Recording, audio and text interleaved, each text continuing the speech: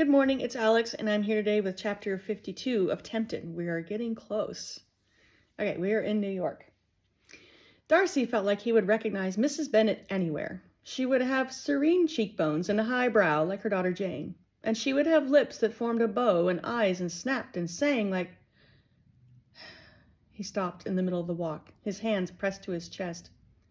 How long before her name could touch his mind without lancing through him like a molten iron rod? Surely not all who lost a love felt this pain.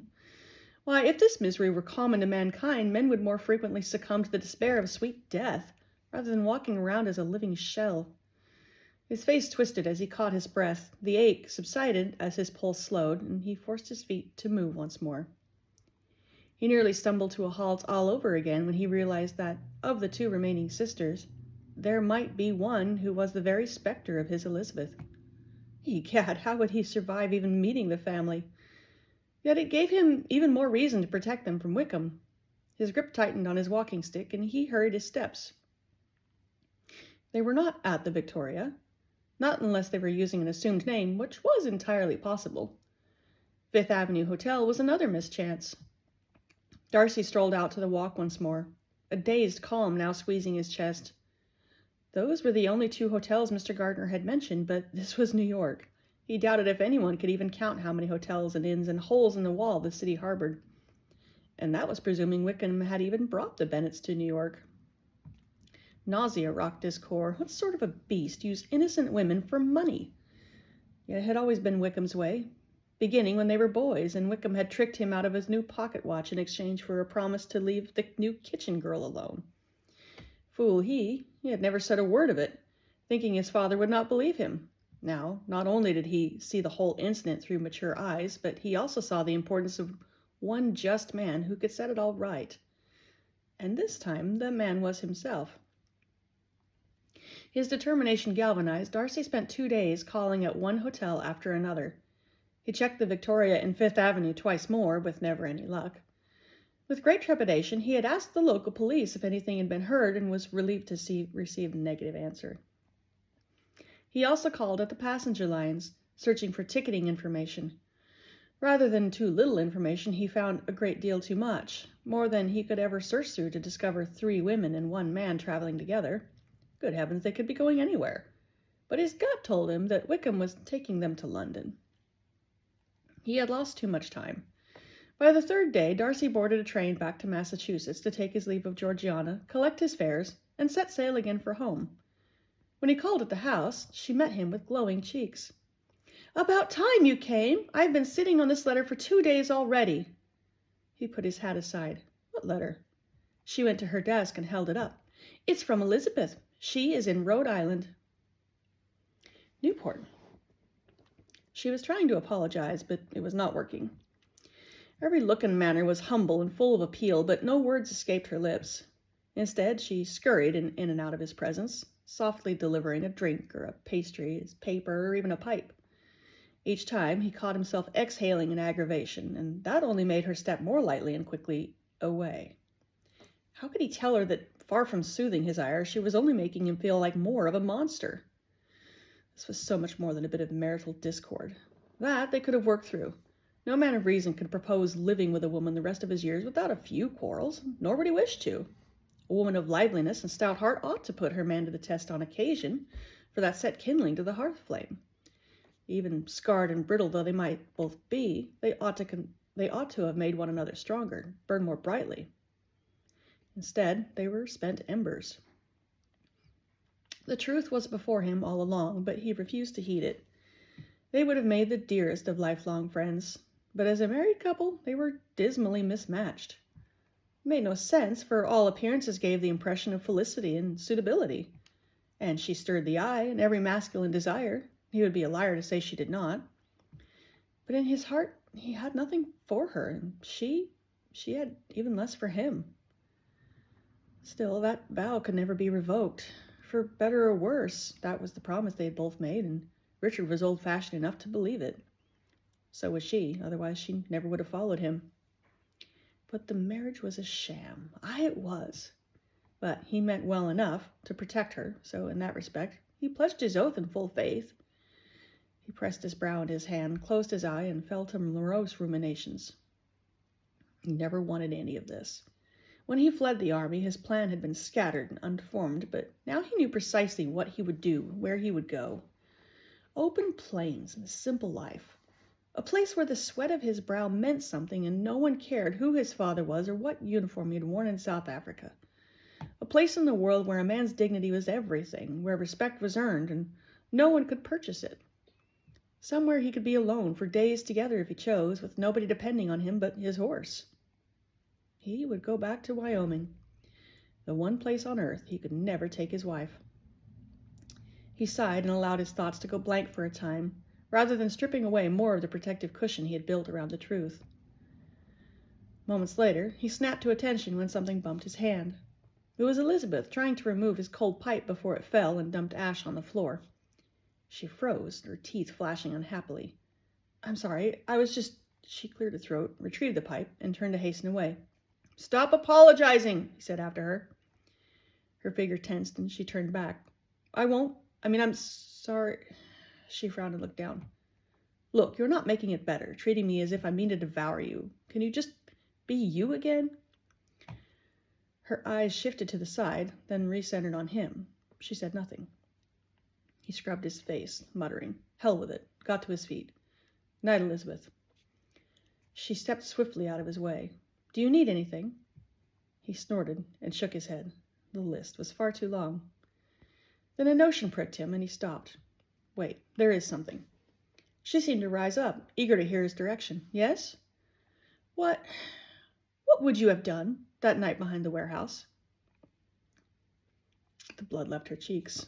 "You mean Jake Bryson? What if things had gone differently? He'd harmed you in every way possible, and you had to face him afterwards." Flinty cords tightened in her jaw, and her eyes glittered. "I would have hit him over the head with the hardest thing I could find.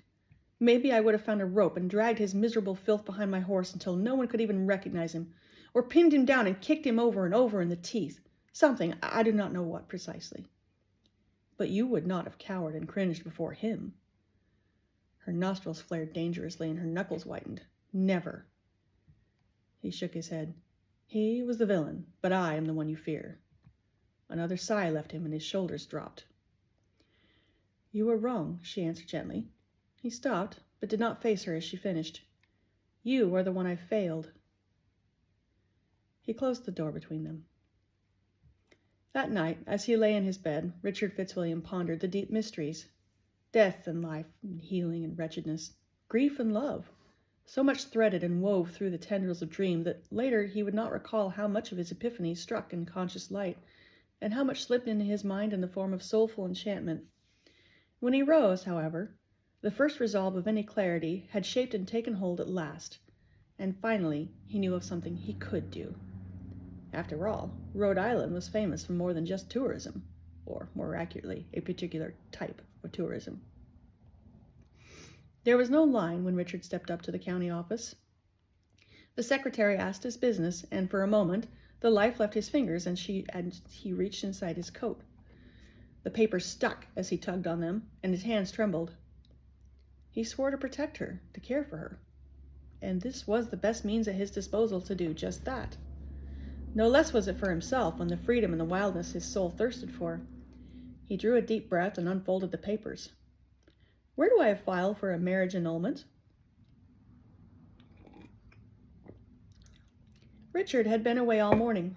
He never said where, but the bellboy told her he rose early and took a cab downtown, before she was even back from her walk.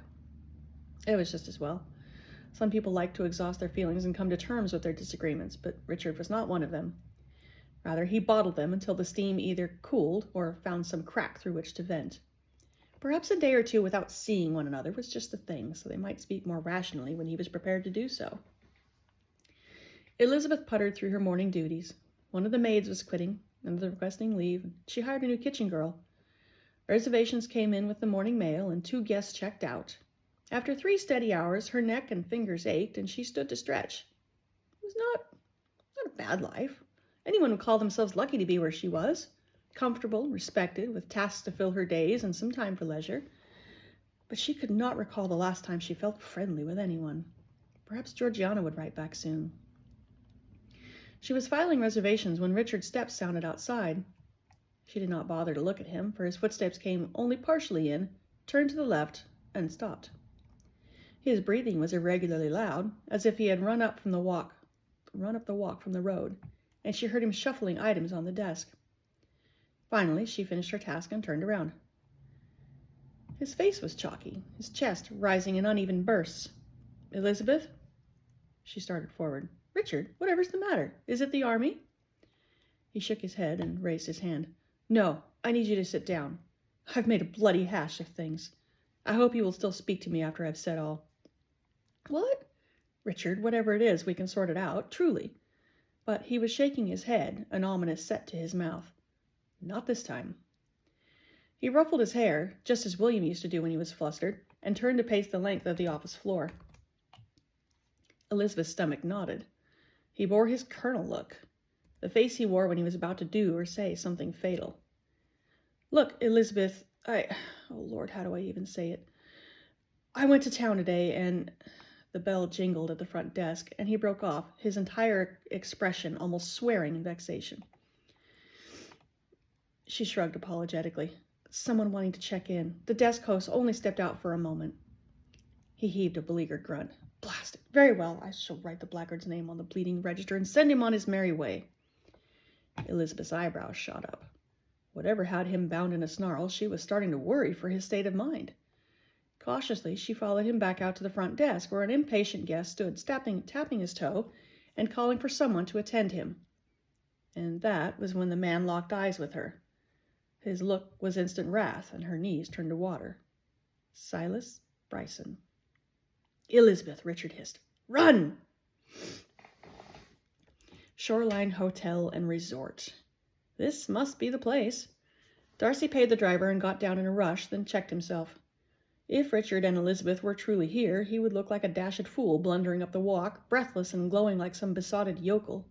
No, he would face them with all dignity, address the business at hand, and make an honorable exit, of sorts. As he strolled up the walk, a bellboy opened the grand front door. Darcy followed the hall into the main foyer, which was vacant save for... Egad, was that Richard? Well, there was no doubt about it, for that was none but his cousin grappling over the counter with a barrel-chested man nearly twice his size. Their hats were on the floor, and their faces already red with venom and bruises. Darcy was just in time to see Richard flying over the counter at the man. The other was trying to reach for a swinging door, but Richard caught him by the collar and clubbed him in the jaw. The bigger man bellowed an unsavory epithet and reared back. Then they were twisting and wrestling together, snarling like curs and roaring in mutual rage. Darcy was already running to break them apart, but it was over too quickly.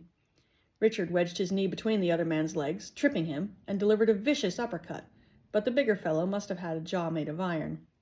He fairly picked Richard up and threw him.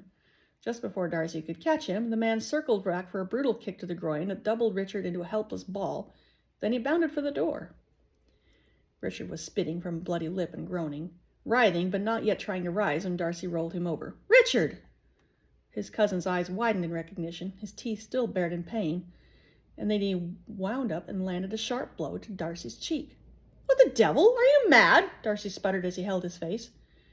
Richard rolled all fours, still moving sluggishly. "Go, Darcy," he groaned. "Well, I'm afraid I cannot.